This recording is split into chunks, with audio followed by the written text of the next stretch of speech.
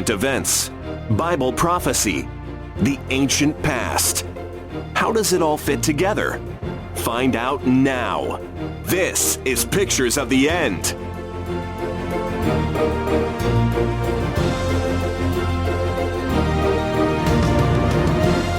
You are listening to Pictures of the End. Thank you for joining us today.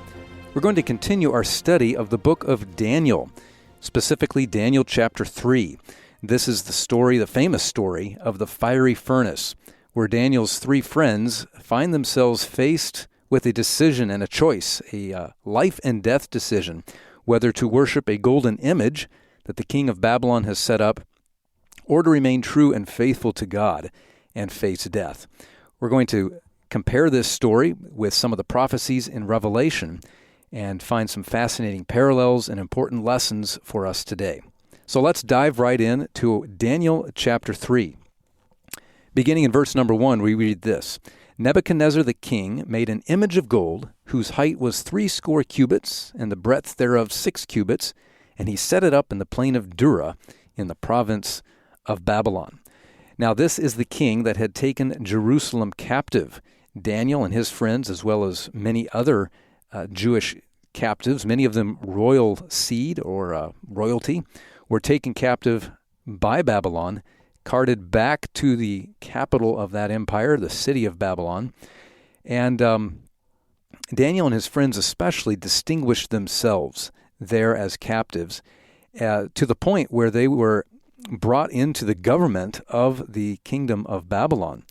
They had remained faithful to God to the best of their ability in their lives leading up to their captivity, and these choices that they had made, that they had, this character that they had formed, enabled them now to stand faithful to God in greater tests that happened in Babylon. And already here in these stories of these young men, we can see examples for us today that as we go from day to day in our lives, we need to remember that every choice we make, every decision that we make, every action that we take has a bearing on what happens in the future. They all shape our character for better or for worse. And so let us never think that something doesn't matter, or that we can slip or fudge a little bit here and it won't really matter, or nobody will ever know. When we look at the story of Daniel and his friends, we see that even the apparently small decisions have big impacts and big results later on. Going on in the story of Daniel, chapter 3, verse 2, we read this. Then Nebuchadnezzar the king sent to gather together the princes, the governors, and the captains, the judges, the treasurers, the counselors, the sheriffs, and all the rulers of the provinces to come to the dedication of the image which Nebuchadnezzar the king had set up. So this is quite a large event. And Nebuchadnezzar calls all of the influential and leading people in his kingdom. And when you look at the list of people that were called, we see that it's really a cross-section of society. You have the princes and the governors, so here are political leaders. The captains, the military is represented. The judges were also called, so here is the judicial or the court system. The Bible also says that the treasurers were among those that were called to this dedication of the image. And of course, the treasurers represent those in the economy, those in business and finance. So we have those sectors of the society as well. And then there were the counselors and the sheriffs and all the rulers of the provinces. Counselors might represent today, if we were to apply this today, these would be perhaps some of the religious leaders or scientists even. We look at the issues that face the world today. Many people look to science and to scientists to give counsel and advice and wisdom on what choices and decisions to make. So Nebuchadnezzar calls all of these people together to the plain of Dura for the dedication of this image. Now, the Bible doesn't explain a lot of the backstory here about how Nebuchadnezzar invited them or what he said. But we can assume that they simply thought that they were coming to the dedication of a great new monument here in the Babylonian Empire. But something happens when they get there, and we'll read that next, going on in verse 3. Then the princes, the governors and captains, the judges, the treasurers, the counselors, the sheriffs, and all the rulers of the provinces were gathered together unto the dedication of the image that Nebuchadnezzar the king had set up. And they stood before the image that Nebuchadnezzar had set up. Then a herald cried aloud, To you it is commanded, O people, nations, and languages, that at what time you hear the sound of the cornet, flute, harp, sackbut, psaltery, dulcimer, and all kinds of music, you fall down and worship the golden image that Nebuchadnezzar the king hath set up. Now again, we're not told, the Bible text doesn't tell us the reason that was given when they were invited to come, but undoubtedly they were not told when the invitation was come, or the command was given them to come, that they were going to have to bow down and worship this image. And so this appears to be somewhat of a surprise move on Nebuchadnezzar's part. So there is some deception involved in what we're seeing here in Daniel chapter 3. Now this was not just a voluntary, if you want to bow down, that would be great, kind of suggestion or plea on Nebuchadnezzar's part. He puts real teeth behind this. When we look at verse 6, there's a life or death penalty if you do not bow down and worship. Here's what verse 6 says, And whoso falleth not down and worshipeth shall the same hour be cast into the midst of a burning fiery furnace. So there's a death decree attached to this command to bow down and worship. So, maybe not unsurprisingly, we read in verse 7 that at the time when all the people heard the sound of the cornet, flute, harp, sackbut, psaltery, and all kinds of music, all the people, the nations, and the languages fell down and worshipped the golden image that Nebuchadnezzar the king had set up. So at this point in the story, it looks as if Nebuchadnezzar's plan has succeeded. He has brought all the people of the realm, of the kingdom, even of different languages, and they have come, and sure enough, they have obeyed his command to bow down and worship this image, which of course is a monument to himself. In Daniel chapter 2, which had happened some years before this, Nebuchadnezzar had dreamed a dream, and he saw an image or a statue in his dream, and it was made of different metals. There was a head of gold, a chest and arms of silver, a belly and thighs of brass, then there were legs of iron, and then the feet were part of iron and part of clay. And as that story turns out in Daniel chapter 2, only Daniel can interpret the dream. Actually, he repeats the dream first, and then he interprets it. And Daniel says very clearly to Nebuchadnezzar that your kingdom and you are represented by that head of gold. But then he had told the king, after you will come another kingdom, and that's represented by the silver. And then after that kingdom will come a third kingdom, that's represented by the brass. And after that third kingdom comes a fourth kingdom, and that fourth kingdom is represented by the iron. Well, at first, apparently Nebuchadnezzar was pretty pleased that he was represented by the head of gold. But then as he thought about that dream more, he said, you know what? I don't want my kingdom to ever end. Why should the gold ever be superseded by another metal? Why should Babylon fall?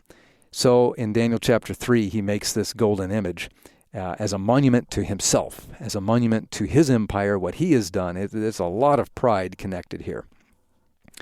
And this command to fall down and worship, it wasn't just the worshiping of this metal image of gold. That would have been bad enough. It was really a form of worshiping or showing subservience to Nebuchadnezzar and to the kingdom of Babylon. Whatever you say, we will do, even if it involves worship. Well, as Nebuchadnezzar is standing there looking out at this vast crowd of people, all flat on their faces, a messenger comes to him and says, King Nebuchadnezzar, there are 3 men here that have not bowed down and worshipped before your image. And those 3 men were the 3 friends of Daniel, Shadrach, Meshach, and Abednego. And as the story is told to the king, this messenger says, These men, O king, have not regarded thee. They serve not thy gods, nor worship the golden image which thou hast set up. Well, Nebuchadnezzar flies off the handle. He gets full of rage and fury, and he commands that these 3 Hebrews be brought before him. And so here they come, and they stand before the king. And he asks them, is it true that you have not bowed down and that you refuse to worship this image? And he actually gives them a second chance.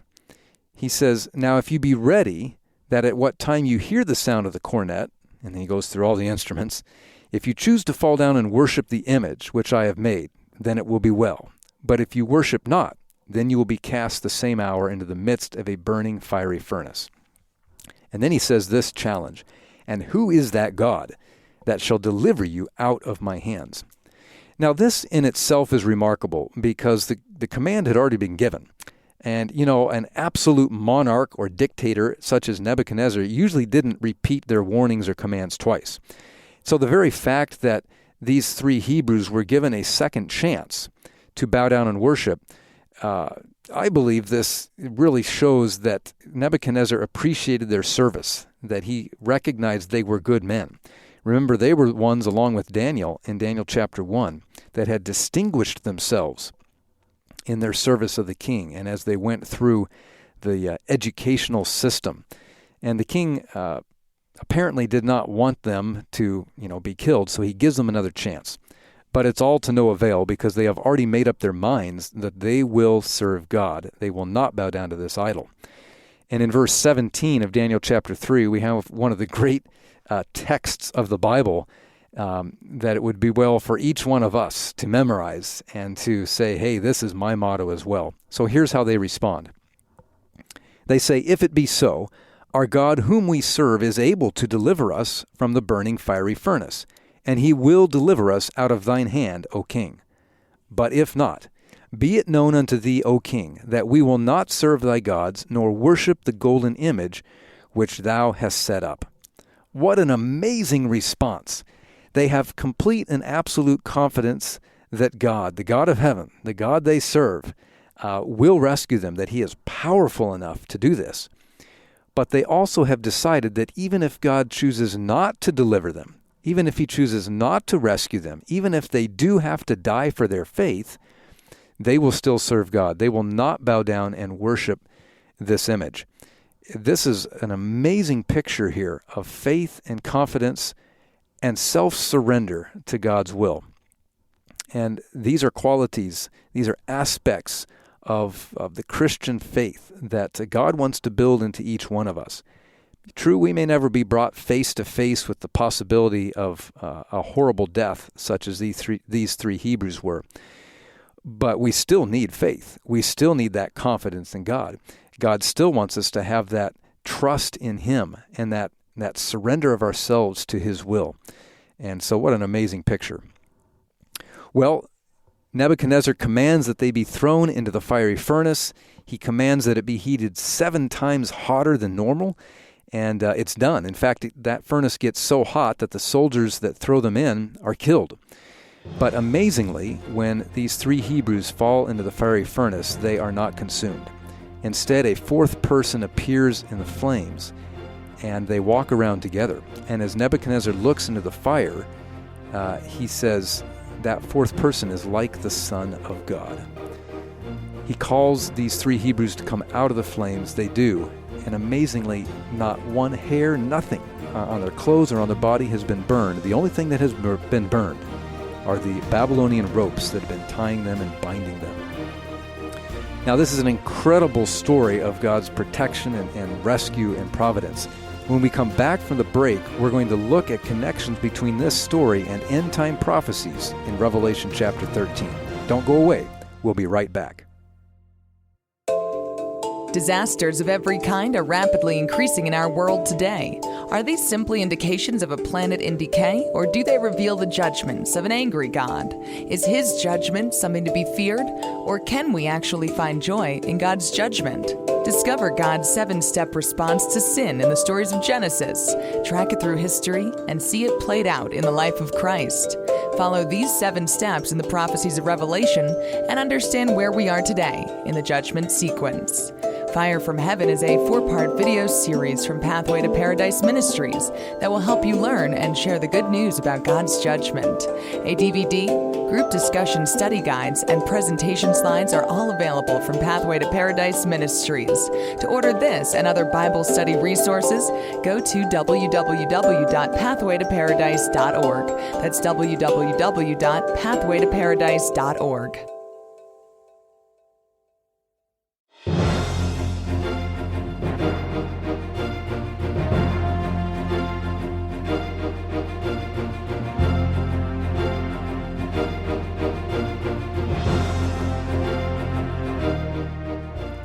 Welcome back. You are listening to Pictures of the End, and today we are studying the story of the fiery furnace in Daniel chapter 3. Now, in the first part of our program, we just went through that story, and we saw how God rescued the three friends of Daniel, Shadrach, Meshach, and Abednego, as they choose to remain faithful to God and refuse to bow down to a golden image that the king of Babylon, whose name is Nebuchadnezzar, has set up. When the command went out to fall down and worship this image, and to render service and worship to Nebuchadnezzar rather than to God, these three Hebrews say, no way, we're not going to do it. And they are thrown into the fiery furnace, but amazingly, they are not killed. Instead, Jesus himself appears with them, protecting them, and they survive this experience. They end up standing in front of King Nebuchadnezzar once again, and Nebuchadnezzar actually ends up praising the name of God and commanding that people worship God. Now, we're going to look at some very interesting connections between Daniel chapter 3 and Revelation chapter 13. Revelation chapter 13 is the chapter that describes the mark of the beast. And there is an image that is described in Revelation chapter 13, as well as some other very interesting aspects. So, when we look at the image that Nebuchadnezzar sets up, first of all, it's an image. It's an image of pure gold in honor to himself. In Revelation chapter 13, we read that in connection with the mark of the beast, there is an image that is set up. Here's the verse in Revelation 13, verse 15. And he had power, this is one of the beast powers in Revelation 13. He had power to give life unto the image of the beast, that the image of the beast should both speak and cause that as many as would not worship the image of the beast should be killed. So here we see at least two connections with Daniel chapter 3. There is an image that is set up at the end of time. People are commanded to bow down and worship this image, and there's even a death penalty attached. If you refuse to do what you are told here at the end of time and bow down and worship this image of the beast, then there's a death penalty. We see all of these elements in the story of Daniel chapter 3. Now, going back to Daniel chapter 3 and verse number 1, we see another interesting characteristic of the image that is set up. Nebuchadnezzar the king made an image of gold whose height was 60 cubits and the breadth thereof 6 cubits. Okay, a score is 20, so 60 would be 60 cubits. A cubit is roughly 18 inches. So this image was about 90 feet tall and about 9 feet wide. But when we use the Bible measurements, it's 60 cubits tall by 6 cubits wide. There's a lot of sixes involved in the dimensions of this image. When we look in Revelation chapter 13, we see that there are also a lot of sixes, the number 6, connected with the mark of the beast. In Revelation chapter 13, verse 18, which is the last verse in this chapter that describes the mark of the beast, we read this: "Here is wisdom. Let him that hath understanding count the number of the beast, for it is the number of a man, and his number is 666. So 666, 666. We see these sixes as well connected. Now, Revelation 13, verse 18 says that it's the number of a man. And in Nebuchadnezzar's story, or in the story of Daniel chapter 3, we see that this image is set up in honor of a man, right? It's set up in honor of Nebuchadnezzar to direct people to worship him, to serve him, to obey him, to regard him as the God that they should serve. The same issues are being played out in Revelation chapter 13. The mark of the beast is really an attempt, ultimately by the devil, but in cooperation with some pretty dark powers here on earth, to direct worship away from God and toward man, and then eventually or ultimately Satan himself. So we read in Revelation 13, verse 16, again about the mark of the beast, that he causeth all, both small and great, rich and poor, free and bond, to receive a mark in their right hand or in their foreheads, and that no man might buy or sell, save he that had the mark or the name of the beast or the number of his name. And then comes that verse, "Here is wisdom. Let him that hath understanding count the number of the beast." So that's the reference to 666. Now, there are a number of interesting things that verse 17 in Revelation chapter 13 brings out about the mark of the beast. There's a mark. It can be placed on the hand or on the forehead. There appears to be economic control included as well. If you don't receive the mark, you can't buy or sell. And there's warnings against receiving the mark, but also against being connected with the name of the beast or the number of his name. In Revelation 15, verse 2, John, who received the vision of Revelation, wrote down this amazing promise, which it is good for us to keep in mind. He sees a group of people that have successfully resisted the mark of the beast through faith in God. Just like Daniel's three friends resisted the command to worship the golden image, the Bible says that it will be possible to resist the command to bow down and worship this mark of the beast. So here's what John writes in Revelation 15, verse 2. "And I saw as it were a sea of glass mingled with fire, and them that had gotten the victory over the beast, and over his image, and over his mark, and over the number of his name, stand on the sea of glass, having the harps of God." Now this verse identifies four areas or four ways in which those who are faithful to God experience victory over the mark of the beast. And we need to look at these carefully because they contain some very important information. Again, they have victory over four things. They have victory over the beast and over the image of the beast. They also have victory over the number of his name. And finally, they have victory over the mark of the beast. So four things connected with the beast that the Bible promises we can have victory over, or four ways in which we can remain faithful to God amidst the implementation and the coercion that will be involved in the enforcement of the mark of the beast. So let's take these one by one. First of all, Revelation 15, verse 2 says that it will be possible to have victory over the beast. Now, elsewhere in Revelation, we are told that the beast wants our worship. The beast wants to be worshipped. Revelation 13, verse 3 says that all the world will wonder after the beast. And verse 4 says they worshipped the dragon, which gave power unto the beast. Now, the dragon represents Satan. The beast is an earthly power that Satan works through to receive worship. And it's interesting that when we look at the Ten Commandments, as recorded in Exodus chapter 20, there are very fascinating parallels with these four things that God's people can be given victory over. So again, they can have victory over the beast who wants to receive worship. The very first commandment in Exodus 20 says this. God says, "Thou shalt have no other gods before me." Here is, at the end of time, an attack against the first commandment, to have no other gods, to worship no other gods, to allow no other thing in life to become more important to you than the service and the worship of God.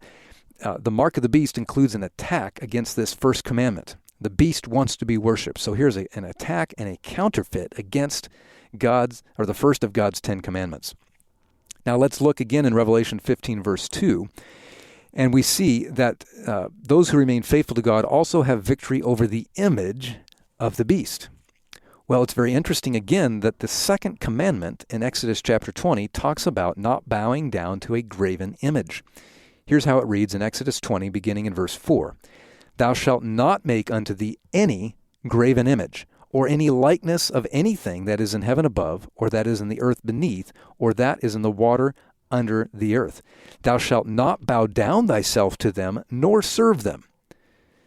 So here's a direct command from God to not be involved in the worship of images, idols of any kind. That's what happened in Daniel chapter 3. The king of Babylon commanded that people bow down and worship an idol, an image. And it's going to happen again at the very end of time, according to Revelation. This image of the beast is really an idol. It's an image that people are commanded to bow down and worship. So here is an attack against the second commandment and also a counterfeit of what God is trying to do. Looking again at Revelation 15, verse 2, we see that those who remain faithful to God also have victory over the number of the beast's name. So we see a reference here to the name of the beast. Now it's interesting that the third commandment in Exodus chapter 20 talks about keeping the name of God holy. Here's how it reads. This is Exodus 20, verse 7. "Thou shalt not take the name of the Lord thy God in vain, for the Lord will not hold him guiltless that taketh his name in vain." Now, there's a couple of ways we can understand this. First of all, a Christian, anybody should not take God's name in vain. So these curse words, these expletives that use the name of God or Jesus Christ in a derogatory or flippant way, according to the Bible, we shouldn't be doing that. But there's another meaning as well. If I claim to be a Christian, I should live, I should speak, I should act in a way that reflects what a Christian should be. And for me to claim to be a Christian, but to live or speak in a different way, it's really taking that name of Christ, that name of Christian, in vain. So we see here that the number of the beast's name involves an attack and a counterfeit against keeping the name of God holy and the name of God reverenced. And that brings us now to the mark of the beast. Now I have a question for you. If we have seen parallels with the first three of the Ten Commandments in these first three things mentioned in Revelation 15, verse 2, then does it not make logical sense that the last thing mentioned here, which is the mark of the beast, that would not be somehow connected with the fourth commandment? And here's how the fourth commandment reads in Exodus 20. Beginning in verse 8, it says, "Remember the Sabbath day to keep it holy. 6 days shalt thou labor and do all thy work, but the seventh day is the Sabbath of the Lord thy God. In it thou shalt not do any work, thou nor thy son, nor thy daughter, thy manservant, nor thy maidservant, nor thy cattle, nor thy stranger that is within thy gates. For in 6 days the Lord made heaven and earth, the sea, and all that in them is, and rested the seventh day. Wherefore the Lord blessed the Sabbath day and hallowed it." So we see here very clearly, just from a few verses in the Bible, that the mark of the beast at the end of time involves an attack against God as creator, against his seventh-day Sabbath, and involves some kind of a counterfeit of that day that will be foisted upon the world as a day of worship. People will eventually be commanded to be involved in this false worship. According to the Bible, there will be a death decree. But just like God rescued his 3 faithful servants there in Babylon, he will rescue those who choose to obey and serve him rather than do what man commands. So friends, there's our challenge for today.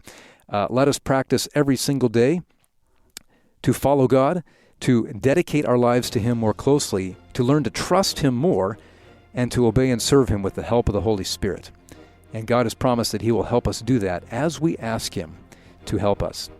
If you'd like more Bible study resources, if you'd like to learn more about the mark of the beast and all of the issues connected with that, I invite you to go to our website at pathwaytoparadise.org. That's pathwaytoparadise.org. You can find a number of Bible study resources there to help you in your study of the Bible. Thank you, and please join us again next time. You have been listening to Pictures of the End, a production of Pathway to Paradise Ministries. Pictures of the End is available via your favorite podcast service and also at www.picturesoftheend.com.